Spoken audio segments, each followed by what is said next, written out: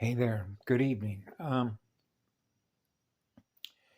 This is just a short video to um, just sort of respond or reply, or I'm reacting, if you will, to information input provided or courtesy of Project Camelot, Carrie Cassidy. She certainly presented an enormous amount of information, no doubt about that. And so she was interviewing a man, Nino, uh, what is it, Nino Rodriguez, and they were talking about a case that was put on the docket for the United States Supreme Court. That's going to be heard on January 6, 2023. Wow.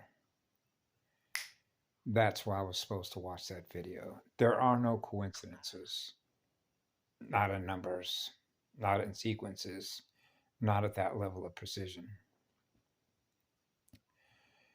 So why is 1992 so important? Because that's my birthday. January 6, 1992. So this, you don't normally see Supreme Court cases pushed. As a matter of fact, what Nino Rodriguez said is that it was actually the Supreme Court that was the sheep herder for the people bringing the case to the Supreme Court about President Trump and a breach of national security when you have another nation state. Okay. Remember the old idea, what Kennedy said back in 1962? For those of you that are not old enough to remember the speech that he gave at the, I believe it was the Washington Press Club, or the News Corps, I believe it was at Washington, D.C. It's you can find it on the internet. It's easy enough. It's his 1962 speech where he talks about guerrillas by night instead of armies by day. He talks how about, if you will, infiltration, intruders, infiltration, intruders. Now, I've known this since childhood. Actually, I knew this before I actually came in through my mother's portal.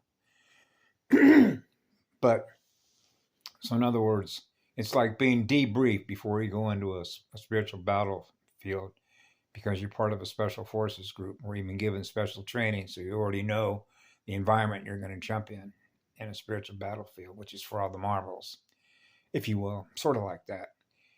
And so, you know, you're experiencing everything you're supposed to experience for the reason you're supposed to learn it, because you're learning at such a high rate of speed. So it's like your timeline's in the back pocket, like a torsion field. A movie, the movie script, your timeline, you already wrote it. It's in your back pocket. Just follow it. I don't have to think about what I'm going to do next. Whatever I'm supposed to be doing is what I'm supposed to be doing, because it's like the timeline's already etched in stone.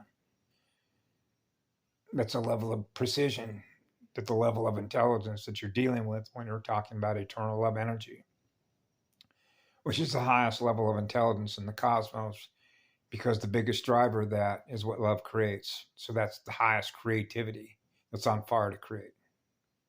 Okay, that's basic stuff for me, because I experienced that. So experience is the teacher in your mirror. Your mirror is a teacher. What do you experience in your mirror? Right? Fire, baby. You know, so you need a lot of water. You burn the place up.